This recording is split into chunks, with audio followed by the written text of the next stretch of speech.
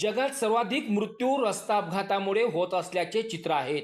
वाढती लोकसंख्या आणि वाहनांची संख्या यामुळे मोठ्या शहरांसह ग्रामीण भागातही अपघातांचे प्रमाण दिवसेंदिवस वाढतच आहेत. विशेषतः कॉन्क्रीट रस्त्यावर दुचाकी अपघात घातक ठरत असून अनेकांना आपला जीव गमवावा लागत आहेत.